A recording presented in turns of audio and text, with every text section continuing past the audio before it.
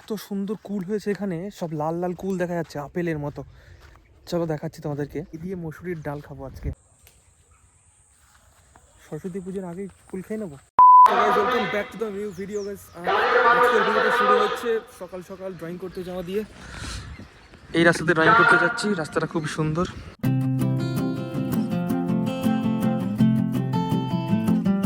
Drawing ছুটি দিয়ে আমি আর বাড়ি যাইনি, এখান থেকে এসছি আমাদের মাঠে।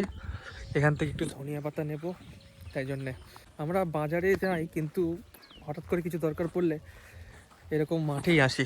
দেখতেই পাচ্ছ কি সুন্দর মাঠ, কত সুন্দর ফসল হয়ে রয়েছে। এখানে আলু চাষ করা হয়েছে, এখানে ফুলকপি, কুল চাষ।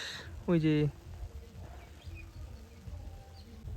সামনে একটা এত সুন্দর ভিউ দেখা যাচ্ছে, একদম দূরে হলুদ সর্ষের ফুল, একদম জাস্ট অসাম। জুম করে দেখাই তোমাদেরকে।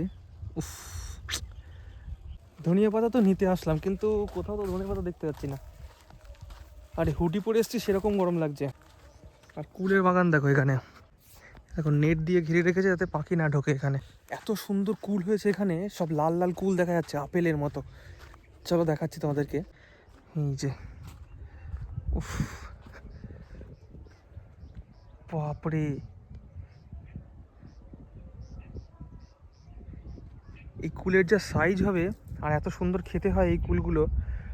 এই দেখো সর্ষের ফুল এখানে, বাট কি গাছগুলো বেশি বড় হয়নি এখানে, খুব একটা বেশি বড় হয়নি। কালকে যেখানে গেছিলাম ওখানে বেশ সুন্দর অবস্থায় ছিল। এখানে সব কুল বাগান এইগুলো।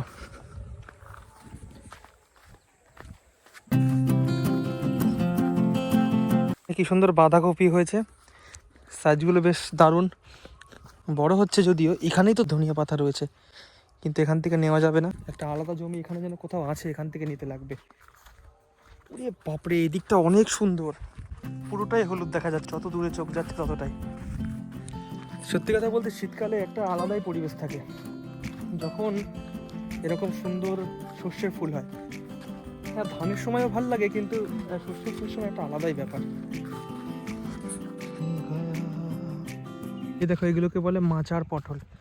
এই যে পটল গাছগুলো সচরাচর মাটিতে হয়, এই যে এখানে যারা মাটিতে হয়েছে, কিন্তু এইগুলো এরকম মাচা বানিয়ে দেয়। এখানে ধনে পাতা আছে, কিন্তু জিজ্ঞাসা করে নিতে হবে। ও গায়ে ধনে পাতা কার কাকা?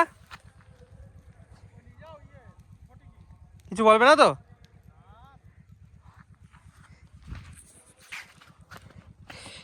চলো ফাইনালি ধনে পাতা এখান থেকে নিয়ে যায়।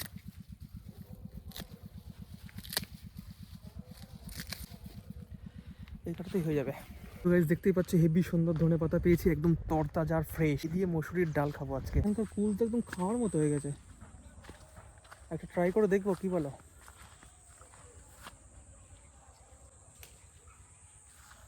সরস্বতী পুজোর আগেই কুল খেয়ে নেবো, কি করা যায়, খেয়েই দেখি। কষো এখনো, ঠিক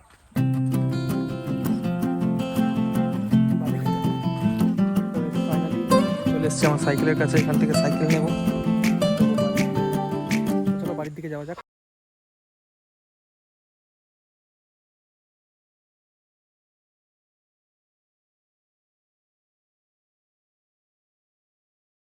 ফাইনালি বাড়ি পৌঁছে গেছি, এবার আমার রোজকার রুটিন শুরু করতে হবে।